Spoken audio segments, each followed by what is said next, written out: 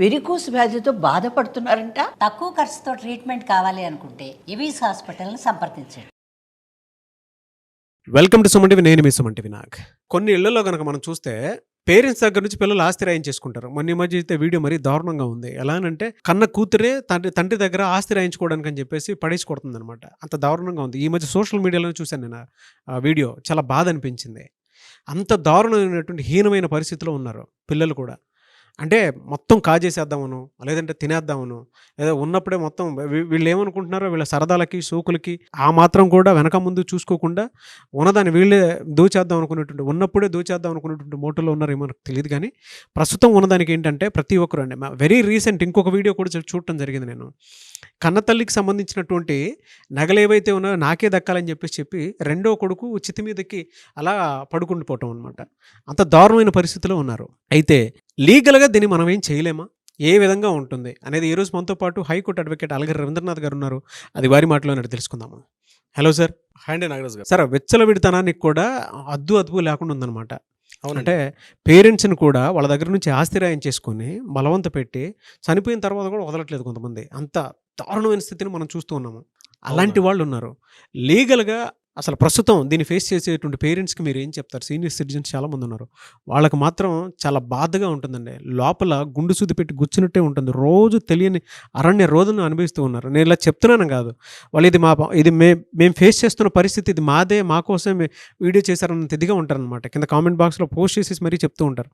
ఎందుకు అని అంటే వాళ్ళకి తెలుసు ప్రస్తుతం ఏం ఫేస్ చేస్తున్నారు అనేది.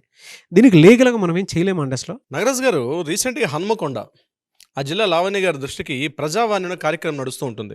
ప్రతి నెల రెండవ శనివారం పూట ఈ ప్రజావాణి కార్యక్రమం. ఈ కార్యక్రమానికి వచ్చినటువంటి వినతులు ఏమైనా ఉన్నాయంటే పూర్తిగా సీనియర్ సిటిజన్స్, అందులో ఒక్కొక్కరిని కదిపితే ఒక్కొక్క వ్యధ. అది కథలు కూడా కదా, వ్యధలే. మా పిల్లల్ని ఇంత గారాభంగా పెంచుకున్నాం, రాత్రనక కష్టపడనక మా రెక్కల చాటున వాళ్ళని ఒక బిడ్డల్ని పెంచుకుంటే ఈరోజు మా ఆస్తుల్ని తీసుకొని, మా యొక్క ప్రాపర్టీస్ని తీసుకొని మమ్మల్ని అనాథల్లాగా రోడ్డు పక్కన మమ్మల్ని విసిరేసి వెళ్ళిపోతున్నారు అని చెప్పి ఒక్కొక్క వ్యక్తిని టచ్ చేస్తుంటే అది స్త్రీ పురుషులకు భేదం లేదు, పుట్టినటువంటి కొడుకులా కూతుర్లు అన్నటువంటి తేడా కూడా లేదు. వాళ్ళు ఒక్కొక్క కేసు, రీసెంట్ ఒక కేసు అయితే ఐలమ్మ సారయ్య అని ఒక కేసు. వాళ్ళకి యాక్చువల్గా 15 ఎకరాల భూమి. ఈ 15 ఎకరాల భూమిని తన ఇద్దరు కుమారులకి ఈజీగా రాసేశారు. అంటే 7.5 ఎకరాలు రాసేసి వాళ్ళ వరకు ఏమి ఉంచుకోలే. అక్కడ ఈరోజు ఏమైంది, ధరల యొక్క స్థాయి బాగా పెరిగింది. ఎకరం వచ్చేసరికి 50 లక్షల నుంచి 70 లక్షల రూపాయలు పెరిగింది. ఇమీడియట్గా వాళ్ళ ఆస్తి పెరిగిన తర్వాత ఆ మొత్తం ప్రాపర్టీని తీసుకొని తల్లిదండ్రులు నిర్దాక్షిణ్యంగా రోడ్డు మీదకు బయటికి మెడపెట్టి గెంటేశారు. నాగరాజు గారు, ఆ వ్యక్తులు మాట్లాడుతుంటే చాలా బాధన పదం, బహుశా నవ్వుతుందేమో బాధన పదం కూడా, అంత దయనీయమైనటువంటి ఒక వ్యధ కనిపించింది. మరొక కథ, ఒక ఆవిడకి 4 ఆడపిల్లలు. ఆ 4 ఆడపిల్లలకు కూడా ఏం చేశారంటే ఆవిడ తనకున్నటువంటి మొత్తం తన భర్త చనిపోతే తనకున్న ప్రాపర్టీ మొత్తాన్ని కూడా 4 ఆడపిల్లలు కదా, చివరి సమయంలో ఆడపిల్లని చూసుకోరా అన్నటువంటి దీంతో తనకు 35 గుంటల స్థలాన్ని తను అట్టే పెట్టుకొని మిగిలిన ప్రాపర్టీని తన 4 ఆడపిల్లలకి రాసేశారు. రాసేసిన తర్వాత చిన్నమ్మ ఏం చేసిందంటే ఆ 35 గుంటలు కూడా నీ పేరుని రాసి ఏం పెట్టుకుంటావు, అది కూడా మా పేరుని రాసేసి నీకు చివరి క్షణం నేను పూర్తిగా చూసుకుంటాం అని చెప్పి మాయ మాటలు చెప్పి నమ్మించి వంచి ఆ తల్లిని ఆ 35 గుంటల భూమిని కూడా తను రాసేసుకున్న తర్వాత ఎప్పుడైతే రిజిస్ట్రేషన్ అయిపోయిందో 35 గుంటల భూమి కూడా రిజిస్ట్రేషన్ అయిపోయిన ఉత్తర క్షణం ఆ తల్లిని కూడా మెడపెట్టి గెంటేసుకుంది. ఆవిడ కూడా కలెక్టర్ గారి దగ్గరికి వచ్చి నా గోడ వెళ్ళబోసుకుంటుంది. ఇలా నాట్ ఓన్లీ నేను చెప్పేది ఇక్కడ హన్మకొండ ఒక్కడే కదండి, ప్రతిసారి ఆసేతు మనం ఏదన్నట్టుగా అటు శ్రీకాకుళం మొదలుకొని నెల్లూరు వరకు మన ఆంధ్రప్రదేశ్లో అయితే తెలంగాణ వ్యాప్తంగా ఉన్నటువంటి ప్రతి ఆర్డీఓ ఆఫీస్కి, అందుకే కోర్టులు ఏం చేస్తాయంటే ఈ వృద్ధులకు సంబంధించి సీనియర్ సిటిజన్ సంబంధించి ఈ కోర్టులకి రకరకాలుగా కేసులు పెళ్లిపికిపోతుంటే ఏం చేస్తారంటే ఇవి మా దాకా అవసరం లేదు, మీకు ఉన్నటువంటి ఆర్డీఓ దగ్గరే ఒక ట్రిబ్యునల్ ఏర్పాటు చేసాం, ఆ ట్రిబ్యునల్ స్థాయిలో మీకున్నటువంటి విషయాలు అన్ని కూడా అక్కడ చెప్పండి.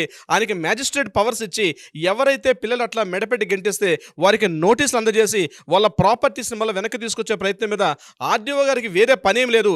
ఇదే కేసుల పని మీద మొత్తం ఉభయ రాష్ట్రాలు కూడా, అటు తెలంగాణ ఆంధ్రప్రదేశ్ 2 రాష్ట్రాలు కూడా దీని మీద విపరీతంగా వర్కౌట్ చేస్తున్నారు. ప్రతిరోజు 10ల సంఖ్యలో కొంతమంది ఈ ఆర్డీఓ ఆఫీసులు చుట్టూ, అది కూడా తొందరలోనే బహుశా ఏడాదికో రోజుల్లో తరబడి రోజులు లెక్కేస్తున్న వృద్ధులు ఏం చేయాలో దిక్కుతోచని పరిస్థితుల్లో గిఫ్ట్ డీడ్ రూపంలోను, సేల్ డీడ్ రూపంలోను ఇతరత్ర ఏం చేస్తారంటే ఆ ప్రాపర్టీస్ని పిల్లలు గుంజేసుకొని చివరికి ఏం చేయాలో దిక్కుతోచని అయోమయ స్థితిలో, ఆరోగ్యం బాగాలేక, మందులు కొనుక్కోవడానికి సరైన ట్యాబ్లెట్స్ కొనుక్కోవడానికి డబ్బులు లేక, తినడానికి తిండి లేక, కట్టుకోవడానికి బట్ట లేక, ఉండడానికి ఒక గూడు లేక, నివాసం లేక, వృద్ధాశ్రమాలకు వెళ్తే అక్కడ కూడా ఎంతో కొంత అమౌంట్ అడితే ఆ అమౌంట్ కూడా ఇవ్వలేని దయనీయ స్థితిలో రోడ్డున పడ్డారు. ఒక్కొక్కరిని టచ్ చేసి పోనీ ఏమైనా రోడ్డు అంటే జీవితం అంతా దుర్భరంగా గడిపారంటే లేదు, అద్భుతమైన జీవితాన్ని గడిపి కూడా పిల్లల రూపంలో కబంధుడు, ఇప్పుడు రామాయణ కాలంలో కబంధుడు అనే రాక్షసుడు ఉండేవాడు. వాడు ఎట్లయితే తయారయ్యాడో అంటే తను ఎక్కడైతే ఉన్నాడో మొత్తం ఈ భూమంతా మొత్తాన్ని కూడా తను ఆక్రమించేసుకోవాలి అన్నటువంటి ఇటువంటి ఒక రకమైన ఆ రకమైన ఆలోచనతోటి ఈనాటి పిల్లలు కాకుండా కబంధుడిలా తయారై పిల్లల్ని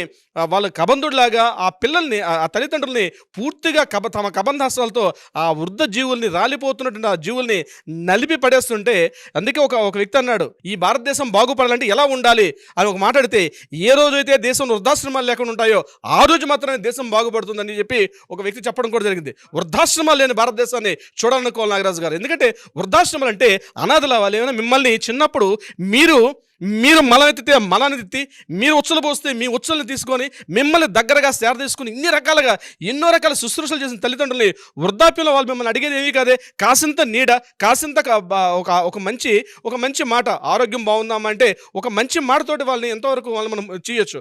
కానీ ఆ మాటకు కూడా నోచుకోలేక అనేక రకాలుగా ఇబ్బందులు పడుతూ ఆ వృద్ధులు చూస్తున్న బాధ. అందుకన్నాడు భారతదేశం ఇప్పుడు బంగారు స్వర్ణయుగం ఎప్పుడు వస్తుందంటే, ఏ దేశంలో అయితే, నా భారతదేశంలో ఎప్పుడైతే వృద్ధాశ్రమాలు అన్నది ఎప్పుడైతే ఉండదో ఆ రోజే నా భారతదేశం స్వర్ణభూమిగా అంటే స్వర్ణ దేశంగా వెలుగుతుంటుంది.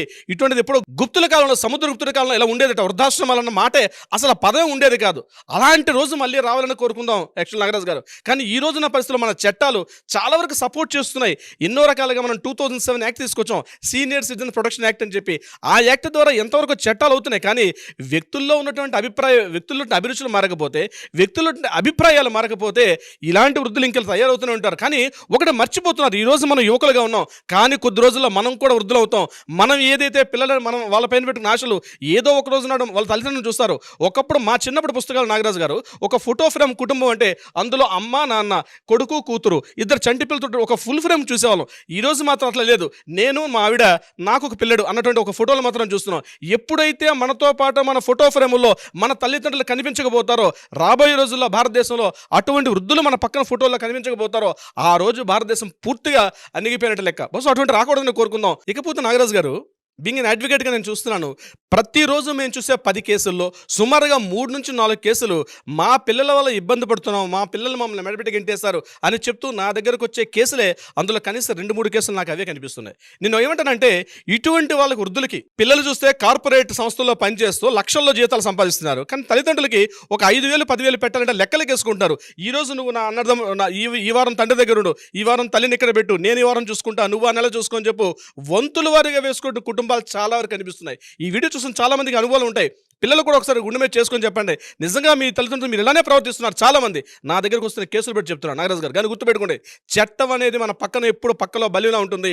మీరు కానీ చట్టాన్ని మీ కంట్రోల్లో తీసుకొని సరైనటువంటి కనీస వసతులు తల్లిదండ్రులు కల్పించకపోతే ఆ చట్టం అనేటువంటి అది ఎప్పటికైనా మీకు రివర్స్ అయ్యే అవకాశం ఉంటుంది. తల్లిదండ్రులు నేను ఒకటే విషయం చెప్తున్నాను, మీ దగ్గర ఉన్న ప్రాపర్టీస్ ఏమైనా ఉంటే ఆ ప్రాపర్టీస్ ఎట్టి పరిస్థితుల్లో పిల్లలకి ఇవ్వకండి, వీలునామా రాసుకోండి. ఆ పిల్లలకి మీ చివరి శ్వాస వచ్చే వరకు మీ చెప్పు చేతున్న ప్రాపర్టీస్ని పెట్టుకోండి. అంతేగాని వాళ్ళేదో కాస్త మంచి మాటలు మాట్లాడుతున్నారే, మంచి నంగనాచి కబుర్లు చెప్తున్నారని చెప్పి వాళ్ళకి మీ ప్రాపర్టీని ఇచ్చారో తస్మా జాగ్రత్త, ఏదో ఒకనాడు మీరు రోడ్డు మీద పడే అవకాశం ఉంటుంది. తల్లిదండ్రులకు హెచ్చరికగా చెప్తున్నాను నాగరాజు గారు. True sir. అంటే ఇప్పుడున్న సొసైటీలో మనకు చూస్తే అంటే రోజు న్యూస్లు పిల్లలు ఇలా వేధిస్తున్నారు, అలా వేధిస్తున్నారు, లేదంటే వృద్ధాశ్రమంలో పడేసి ఆస్తులు మొత్తం రాయించేసుకొని రోడ్డు పాలు చేసేస్తున్నారు. కొంతమంది అయితే చనిపోయిన తర్వాత కూడా చూడటానికి రావట్లేదు అనుకునే న్యూస్లు అయితే వందల కొద్ది చూస్తున్నాం మనం. అవునండి. న్యూస్ పేపర్లో చూస్తున్నాము, సోషల్ మీడియాలో చూస్తున్నాము, కొన్ని కథనాలు అయితే రకరకాలుగా చూస్తున్నాం. వారందరికి కూడా చట్టం ఉంది, మీకు ఏ విధంగా మీకు అనుగుణంగా ఉండేలానే ఉందన్నమాట. ప్రతి ఒక్కరికి నేను కూడా కోరుకునేది అదే. మీరు ఇందాక ఒక మాట అన్నారు, నాకు చాలా బాగా నచ్చింది, వృద్ధాశ్రమాలు లేనటువంటి దేశాన్ని చూడగలగడం అనేది. నిజంగా ఈరోజు మీరు చెప్పినటువంటి మాట నాకు నా గుండెని బాగా తాకిందని. అంటే అంతమంది ఉన్నారా, అందుకే అటువంటి స్టేట్మెంట్ ఒకటి బయటకు వచ్చిందా అన్నంత విధంగా అనిపించింది నాకు. అవునండి. అలాంటి దేశాన్ని మనం చూడాలని డెఫినెట్గా కోరుకోవాలి. తల్లిదండ్రులు అంటే వృద్ధాశ్రమంలో ఉండేటువంటి ప్రతి ఒక్కరికి కూడా నేను కోరుకునేది ఒకటే, మన తల్లిదండ్రులు మన వాళ్ళు మనమే కాపాడుకోవాలంతే. మీకోసం చట్టాలు ఉన్నాయి, మేమున్నాము. మీరు ఎనీ టైం ఏదైనా చిన్న హెల్ప్ కావాలి అనుకున్నప్పుడు మాత్రం వెంటనే స్క్రీన్ మీద కనిపిస్తున్న నెంబర్ సంప్రదించండి. థ్యాంక్ యూ అన్న. Thank you so much Ravindranath గారు. Thank you so much Nagaraj గారు.